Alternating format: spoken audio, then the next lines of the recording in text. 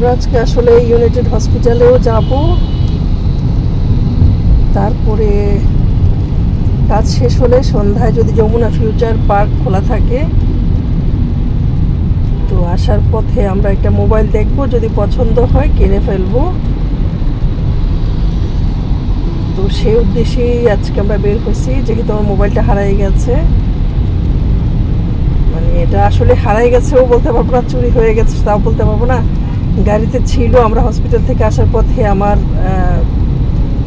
হাতেই মোবাইলটা ছিল, ছবিও তুললাম, দু একটা ফোন দিলাম কয়েকজনকে। কিন্তু 3 নম্বর সেক্টরে এসে একটু সবজি কিনবো মনে করে গাড়িটা একটু থামালো।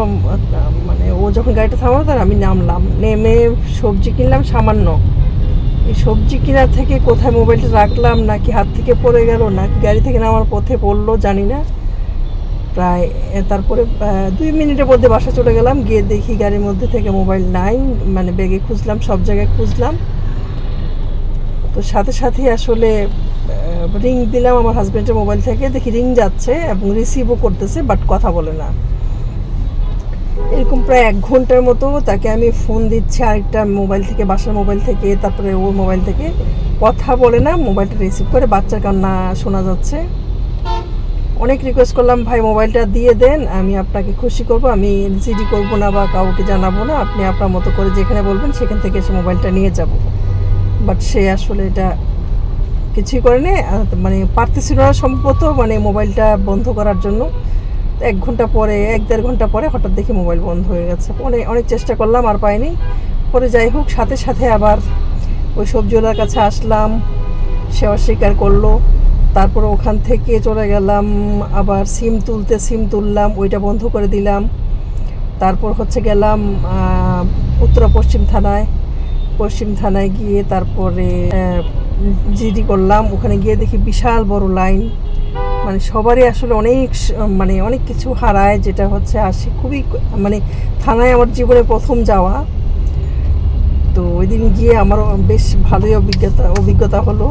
নিজেই অনেক সিক ছিলাম, সারাদিন ছিলাম হসপিটালে, তারপরে এত প্যারেশানি সব কিছু মিলে আমার মনে হচ্ছিল আমার দমটা মনে বের হয়ে যাবে, এরকম অবস্থা। কারণ সে একটা টাইপ করতেছে একজন পুলিশ, আর লাইন ধরে সিরিয়ালে অনেক লোক আছে, কারোর মোবাইল হারানো গেছে, বেশিরভাগই মোবাইল। তারপরে কারোর পার্সোনাল সেই অ্যাপার্টমেন্টের সমস্যা, তারপর কেউ আইডি কার্ড হারিয়ে ফেলছে, কেউ এই আর কি নানান কিছু করতে করতে যাক সিরিয়ালি আমরা আসলাম। কিন্তু টোটাল প্রায় 1.5 থেকে 2 ঘন্টা আমাদের ওয়েট করতে হয়েছে এই গরমের মধ্যে, নিচে বসে। তারপরে জিডি করে বাসায় আসলাম, এসে কতক্ষণ কান্নাকাটি করলাম। কারণ মোবাইলটা আমার কারণ আমি কখনো মোবাইল হারাই নাই, যেহেতু হারাই নাই, মোবাইল হয়তো চেঞ্জ করেছি, তখন হয়তো এই সিমটা ওখানে নিয়েছি। তো আজকে প্রায় 12 সালেও না 10 সালে মানে সিমটা উঠে না, আরও আগে সিমটা 2007 সাল না 8 সাল থেকে ইউজ করতেছি। সো অনেক নাম্বার ছিল, আমি আসলে গুগলে কেন যে এটা করি নাই, যে গুগলে সেভ করা, গুগলে করি নাই, যার কারণে সমস্ত নাম্বার প্রায় 2000-2500 নাম্বার ছিল, সব নাম্বার শেষ। মোবাইলটার জন্য যতটা না খারাপ লেগেছে তার চেয়ে বেশি নাম্বারগুলোর জন্য অনেক খারাপ লেগেছে, যে এই নাম্বার আমি আর কখনো কোথাও পাবো না। গুগলে চেক করে মাত্র 9টা নাম্বার পেয়েছি, আর বাকি সব নাম্বার নাই।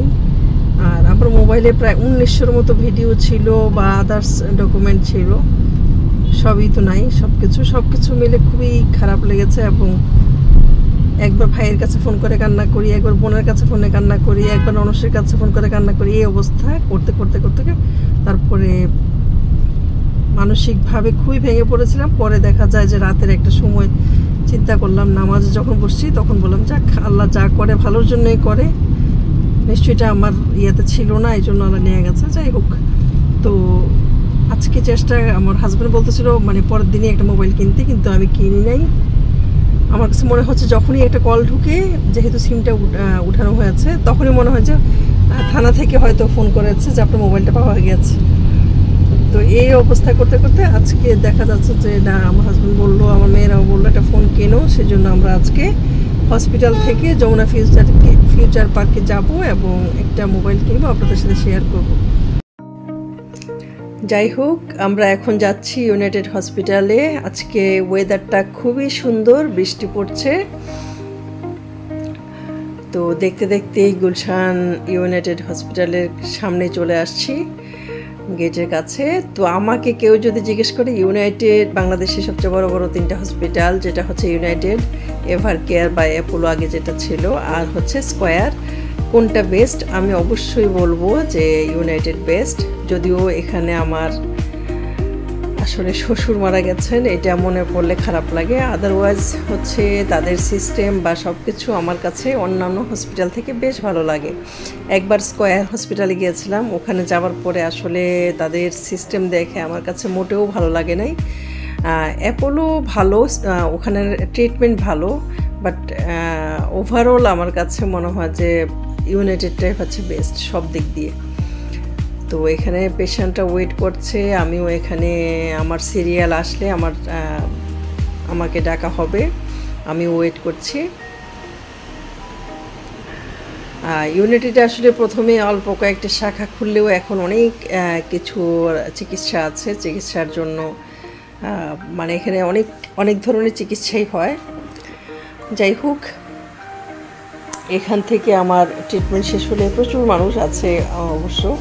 তো যখন শেষ হয় আমরা যমুনায় যাব, ওইরকম প্রিপারেশন নিয়ে রেখেছি। তো আমরা আসলে ওখানে কাজ শেষ করে আমরা যমুনায় চলে আসছি। তাও চলে আসছি হচ্ছে ডিউএইচএস এর সামনে দিয়ে, বাড়িধারা ডিউএইচএস এর সামনে দিয়ে কালাচান একটা রোড আছে, ওখান দিয়ে ভিতর দিয়ে আমরা চলে আসছি। রাস্তায় কাজ হচ্ছে, প্রচুর জ্যাম ছিল। তো এখান দিয়ে আসাতে জ্যাম থাকাতেও আমরা তাড়াতাড়ি চলে আসছি। তো এসে হচ্ছে আমরা প্রথমে গাড়িটা যেখানে পার্কিং করি সেখানে হচ্ছে আমরা একটা ছবি তুলে নিই পিলারের। কারণ পিলার যদি আপনার ইয়েলো, রেড, ব্ল্যাক, হোয়াইট এরকম অনেক ধরনের আছে, পার্পেল, তো যদি ছবিটা না তুলে নিই তাহলে গাড়িটা কোথায় রেখেছি, অনেকগুলো লিফট আছে তো, আর এত বড় একটা যমুনা ফিউচার পার্ক, তো ওখানে গাড়িটা খুঁজে পাওয়া যায় না। তো আমরা ছবি তুলে আমরা উপরে উঠে গেলাম সরাসরি মোবাইলের ইয়েতে। তো আমার আবার স্যামসাং খুব পছন্দের, বাট আগের মোবাইলটা ছিল আমার ওপোর। তো ওপোর একটা দোকান, স্যামসাং গিয়েছি আজকে, একটা মোবাইলও ভালো লাগে নাই। তো ওপোর একটা দোকানে গিয়ে, ছোট একটা দোকান ছিল, সব ওপর তো একই রকম আসলে ইয়ে থাকে, ব্র্যান্ড থাকে। তো আমি এখানে একটা কিনেছি, যে আমার হাজব্যান্ড বিল পেমেন্ট করছে। তো ও বারবারই বলছিল একটা ভালো দামি মোবাইল কিনতে, বাট আমি খুব একটা দামি মোবাইল ইউজ করি না। কেন যে আমার মনে হয় যে অযথা কেন এত টাকা নষ্ট করব। যাই হোক, একটা মোবাইল কিনলাম। আমার মেয়েরা বলতেছিল আচ্ছা তুমি কানাডা আসলে ভালো একটা মোবাইল কিনে দেবো। তো যাই হোক, মোবাইলটা কিনে আমার হাজব্যান্ড পেমেন্ট করলো। আমি পেমেন্ট করতে চেয়েছি, বাট ও আমাকে এটা গিফট করলো। আগেরগুলো অবশ্য আমি নিজে কিনেছিলাম, এটা ও নিজে গিফট করে। তারপরে আমরা খুবই হাংরি ছিলাম, তারপরে ফুড কোর্টে গেলাম। গিয়ে আমি আসলে আজকে দুপুরে লাঞ্চ করি নাই। তো আমার হাজব্যান্ড বরাবরই পছন্দ করে হচ্ছে বার্গার, খুবই হাইফাই একটা দোকান ছিল। তো ওখানকার মেনু দেখে আমার কাছে মনে হলো যে আমি একটু খিচুড়ি খাই, বিকজ আমার দুপুরে খাই নাই। খিচুড়ি, চিকেন, আর হচ্ছে সালাদ ছিল, আর হচ্ছে আচার ছিল। আর আমি তো ড্রিঙ্কস খাই না, আমার হাজব্যান্ড কোক খায়, ও পরে একটা কোক অর্ডার করেছে। তো এটা আমরা মানে যেমন ফিউচার পার্কের মধ্যে তো অনেক দোকান, এটা খুব একটু হাইফাই এবং অনেক এক্সপেন্সিভ আর কি, আমার কাছে মনে হলো যে খুবই এক্সপেন্সিভ। তো যাই হোক, বের হয়ে ক্যামেরাটা চেক করার জন্য আমার হাজব্যান্ড বললো 2টা ছবি তোলো। তো রাতের অন্ধকারে আর ক্যামেরার সেটিংটা আসলে তখনও হয় নাই, তো 2টা ছবি তুলে দিলাম। আমার ক্যামেরা দিয়ে না, সরি, ওর ক্যামেরা দিয়ে তুলেছি, বাট রাতের ইয়ের কারণে ছবি অত ভালো আসছে। কারণ আমার মোবাইলটা বাসায় এনে আসলে চার্জ করতে হবে, তারপরে হচ্ছে আনপ্যাক করব, চার্জ করব তারপরে। তো আমরা আসলে মোবাইলটা কিনে খেয়ে তারপরে অনেকক্ষণ যমুনা ফিউচার পার্কে একটু ঘুরলাম। অনেকক্ষণ বলতে 5-10 মিনিট। আমি তো অত হাঁটতে পারি না, সবচেয়ে বড় কথা যেটা হচ্ছে আমি অনেক সিক। তো ও বারবার বলছিল এটা কিনো, সেটা কিনো, চলো ওই ফ্লোরে চলো। আমি বলছি না, আমি কিছুই কিনবো না। আমার আসলে অত খুব ডিমান্ড কোনো কিছু নাই যে আমার এটা দিতে হবে বা এটা আমার চাই। ও সবসময় জোরাজোরি করে সব কিছুতেই আমি কেনার জন্য, বাট আমি কিনতে চাই না। আমার যেটা না হলেই নয় ওই রকম, এবং আমি খুবই সিম্পল জিনিস কিনি, মানে ওই এক্সপেন্সিভ কোনো কিছু আমার লাইফে আমার দরকার নেই, আমি মনে করি অযথাই, মানে এটা এটা আমার কাছে মনে হয় অযথা কোনো মানে টাকা পয়সা নষ্ট করা। যাই হোক, আমরা নিচে নেমে গেলাম। B17J7 হচ্ছে আমাদের পিলার নাম্বার ছিল, এখানে আমাদের গাড়িটা ছিল। তো এটা হচ্ছে উপরে উঠে যাচ্ছি, এত সুন্দর করে লাইটিং করা। আমার হাজব্যান্ড বলে এটা ইয়ে করো, ভিডিও করো, সুন্দর লাগছে দেখতে। তো ওঠার সময় এই জায়গাটা এত সুন্দর করে লাইটিং করা, আমি ভিডিও করলাম পুরোটাই। উঠে গেছি উপরে, আমরা পুরোটা ঘুরে পেছন দিয়ে তারপরে হচ্ছে মেন রাস্তায় উঠে আমরা ভাবছি যে উঠি, যেহেতু বসুন্ধরা গেটটা আগের যে গেটটা, ওই গেটটা দিয়ে আমরা যেহেতু যেই পরিমাণ জ্যাম দেখে আসছি, ওই দিক দিয়ে গেলে অনেক দেরি হবে, বসুন্ধরা ভিতর দিয়ে চলে যাব। তো আমরা মেইন রোডে উঠেই হচ্ছে বসুন্ধরা গেটটা, তো গেট দিয়ে আমরা ঢুকে গেলাম ভিতরে, যেটা বসুন্ধরার ভিতরে। তো এখান দিয়ে একটু জ্যাম ছিল নর্থ সাউথের সামনে, তো সামনে গিয়ে হচ্ছে আমরা উইদিন শর্ট টাইমের মধ্যে আমরা আসলে একদম মেইন রোডে উঠে গেছি, বসুন্ধরার যেটা 300 ফিট 300 ফিটে উঠে গেলাম। 300 ফিট দিয়ে আমরা ইয়েতে কুড়িল বিশ্ব রোডে উঠে ফ্লাইওভার দিয়ে নেমে গেলাম। খুব একটা সময় লাগে নাই, আর যদি আমরা ওই যে যমুনার সামনে দিয়ে যেতাম তাহলে প্রচুর সময় লাগতো আর কি, মানে ওইটা ঘুরে আসলে এমবিসির সামনে দিয়ে ঘুরে তারপরে আবার আসাটা অনেক সময় সাপেক্ষ ছিল, প্রচুর জ্যাম ছিল, রাস্তায় কাজ হচ্ছিল। তো নেমে যাচ্ছি আমরা ব্রিজ থেকে নিকুঞ্জ। নেমে হচ্ছে আমাদের মানে আজকে কতদিন মোবাইল নাই, আমি আমার হাজব্যান্ড এটা ইউজ করি, তো অবশ্যই একটা এক্সাইটমেন্ট কাজ করছিল যে আমি আর বাসায় এসে কখন মোবাইলটা দেখবো বা আনপ্যাক করবো। এদিকে বাসায় আসার পরে যখন ফোন দিলাম দুই মেয়েকে যে আমি মোবাইল কিনেছি, ওরা তো খুব রাগ, এত কম দামে মোবাইল কেন কিনলা। তারপরে বলছে ভালো হয়েছে, তুমি যখন কানাডা আসবো আমরা একটা ভালো মোবাইল কিনে দিব তোমাকে। তো ওরা যতই ভালো মোবাইল কিনে দেখ, আমার আসলে অত দামি মোবাইল আমি ইউজ করতে চাই না, অ্যাপেলের বা হচ্ছে আইফোন, এগুলো আমি আসলে চাই না। ও চাচ্ছে, আমার মেয়েরা চাচ্ছে আইফোন যাতে কিনি। তো যাই হোক, সবসময় আপনাদের সাথে সব কিছু শেয়ার করে চলে আসছি বাসায়।